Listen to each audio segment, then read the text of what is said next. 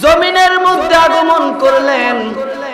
জমিনের মধ্যে আগমন করার সাথে সাথে সুদ হারাম হয়ে গেল, ঘুষ হারাম হয়ে গেল, জিনা হারাম হয়ে গেল, মদ হারাম হয়ে গেল, জুয়া হারাম হয়ে গেল, সকল ধরনের অশ্লীলতা হারাম হয়ে গেল। একটা বিচ্ছিন্ন সমাজ, বিশৃঙ্খল সমাজ জান্নাতি সমাজে পরিণত হয়ে গেল।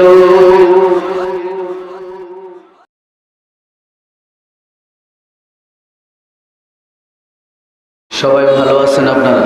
আলহামদুলিল্লাহ। অনেক বেশি ভালো আছেন? আলহামদুলিল্লাহ। সবাই খুশি নাকি বেজার? খুশি। কম না বেশি? বেশি। আজ এমন একটা দিন, যেই দিনটা 570 খ্রিস্টাব্দে রাসূল পাক সাল্লাল্লাহু আলাইহি ওয়াসাল্লাম যেই দিন পৃথিবীর জমিনে আগমন করেছিলেন, 12ই রবিউল আউয়াল সোমবার। কি বার? সোমবার।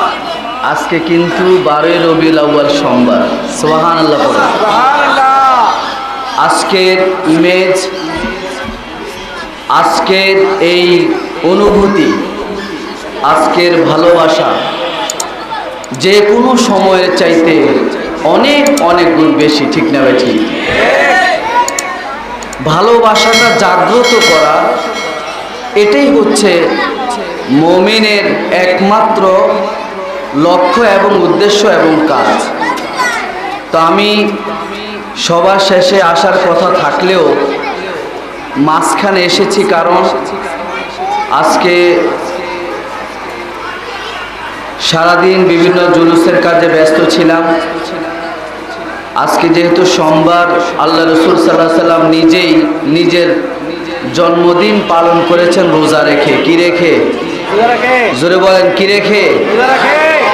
অনেকে বলে যে নবী তো রোজা রেখে ঈদে মিলাদুন নবী পালন করেছে, আপনারা রোজা রাখেন না কেন? অনেকে বলে না? বলে। আবার আমাদেরকে বলে এরা নামাজ পড়ে না, জুলুস করে। এই কথাগুলি বলে না? বলে। আসলে কি সত্য কথা? না। এখানে হাত তোলেন তো, যে আজকে সারাদিনও 5 ওয়াক্ত নামাজের এক ওয়াক্ত পড়েন নাই, হাত তোলেন। এরকম আছেন কেউ? এরকম আছেন? কেউ নেই। অর্থাৎ 5 ওয়াক্তের এক ওয়াক্ত পড়েন নাই আজকে সারাদিনে, এরকম আছেন কেউ? পিচ্ছিবাদ আছেন কেউ? নাই। তো বেনামাজি আমরা হলাম কোত্থেকে? ওই যে নামাজ পড়ে না, জুলুস করে, এই কথাটা সত্য না মিথ্যা? জোরে বলেন, সত্য না মিথ্যা?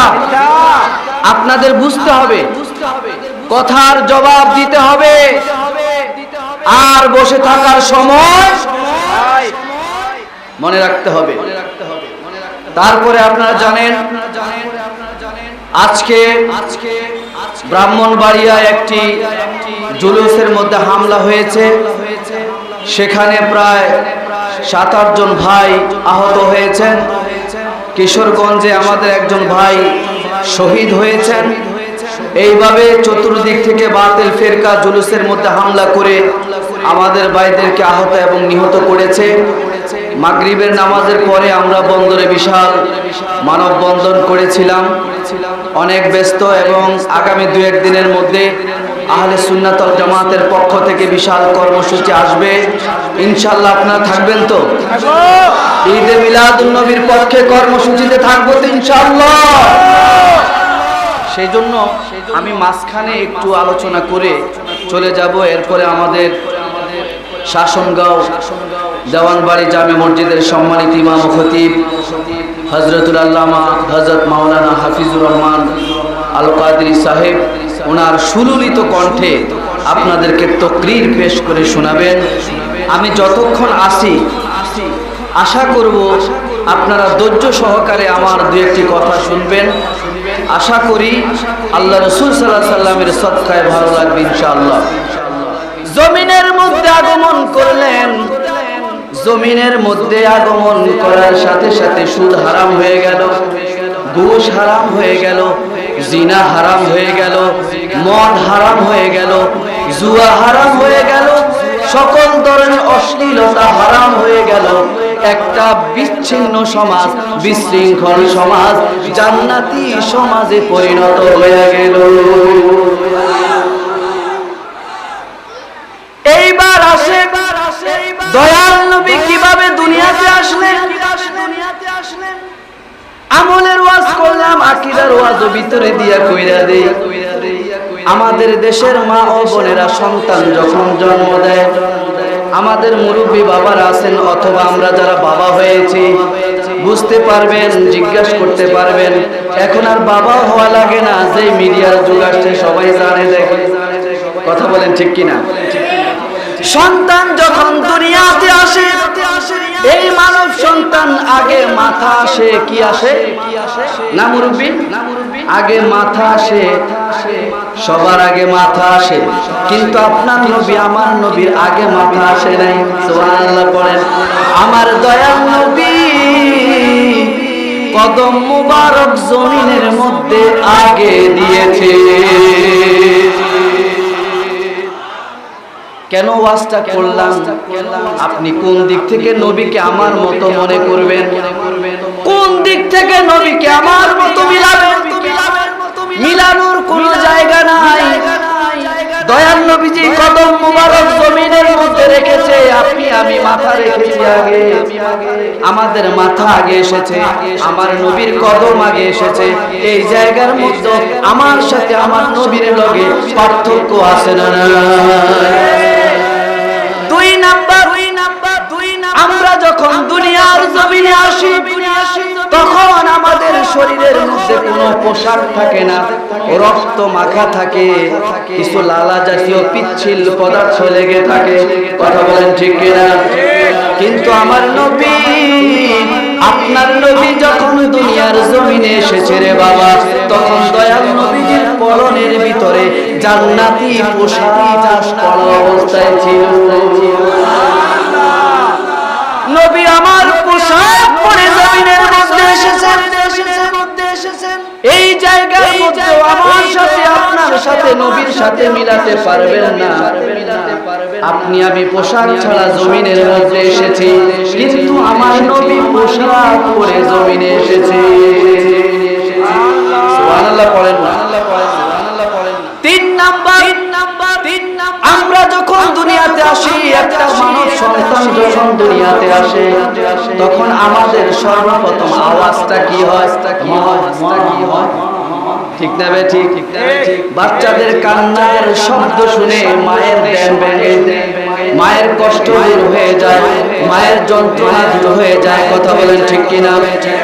মা সান্ত্বনা পায় বাচ্চার কান্না শুনে। কিন্তু আপনার নবী, আমার নবী ওই কিবলামুখী হয়ে সিজদার মধ্যে পড়ে গেলেন। আর কি যায় বিড়বিড় করে বলতেছেন, দাসী সুয়াইবা কান্তা দয়াল নবীজির জবান মুবারকের সাথে লাগায় দিয়া শুনতেছেন। আমার দয়াল নবীজি ওই সিজদার মধ্যে পড়ে বলতেছেন, রব্বি হাবলি উম্মতি, রব্বি হাবলি উম্মতি। আপনার আমার ভাষা ছিল কান্না, মায়ের গর্ভ থেকে নেমে আপনার আমার ভাষা ছিল কান্না। কিন্তু আমরা এমন এক নবীর মিলাদুন নবী করছি, যেই নবীর ভাষা কান্না ছিল না, যেই নবীর ভাষা ছিল আল্লাহ আমার উম্মতদেরকে আমার হাওলা করে দাও, আমার উম্মতের জিম্মাদারি আমাকে দিয়ে দাও, আমার উম্মতকে জান্নাত নিয়ে আনো, হাজার হাসরের ময়দানে জান্নাতে যাব। কি নবী আমরা পেয়েছি, আগে নবীর সম্মান কদর গেলেন, এরপরে মিলাদুন নবী উদযাপন করতে আরো বেশি ভালো লাগে। ঠিক না বে ঠিক? এখন তো পুলিশে বাসে ফু দিলে সিফাসা ভাই দৌড় দেয়। জেনে বুঝে মাঠে নামতে হবে। আজকে হাজারো প্রশ্নে আমাদেরকে জর্জরিত করছে। এটা কিসের? কেমনই? এই যে নামাজ কোথায়, এই যে সেমাই কোথায়, এই যে সেই কোথায়, বিভিন্ন ভাবে আমাদেরকে প্রশ্ন করে বিভ্রান্ত করছে। ঠিক না বে ঠিক? ইসলামের এক একটা ইবাদত এক এক রকম। নামাজ ফরজ, নামাজ কি জোরে বলেন, নামাজ কি জোরে বলেন, রোজা কি যাকাত কি হজ কি পর্দা করা কি এগুলো ইবাদত জিকির করা ইবাদত না। এখন বলেন কোন ইবাদতের সাথে কোন ইবাদতের কোন মিল আছে?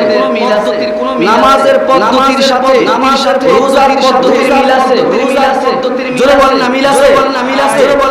রোজার পদ্ধতির সাথে যাকাতের মিল আছে? যাকাতের পদ্ধতির সাথে হজের পদ্ধতির মিল আছে? হজের পদ্ধতির সাথে জিকিরের পদ্ধতির মিল আছে? ঈদুল ফিতর, ঈদুল আজহার সাথে ঈদুল মিলাদ ঈদুল মিলাদ কেমনে থাকবে? এই যে ইবাদত দেখেন নামাজ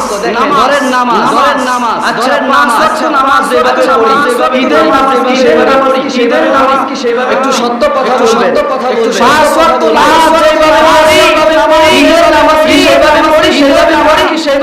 সেভাবে তো আমরা পড়ি। আবার ঈদের নামাজ যেভাবে পড়ি সেভাবে তাহলে নামাজ পার্থক্য আছে না নাই? নামাজের পদ্ধতি আমাদের হাসে ঈদে মিলাদুন নামাজ আছে, ঈদুল ফিতরে নামাজ আছে, ঈদুল আজহা নামাজ আছে, ঈদে মিলাদ নবীর মধ্যে নামাজ। ঠিক না? প্রশ্ন করে ঈদের পদ্ধতি আদায় করে ঈদুল আজহা আবিষ্কার করেছেন আমার নবী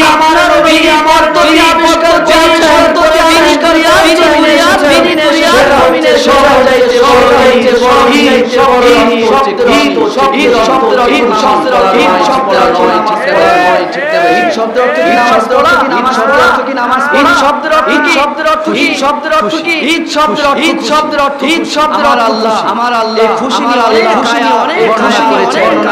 বর্ণনা করেছেন। ঈসা আলাইহিস সালামের দিনকে ঈদ বলেছেন।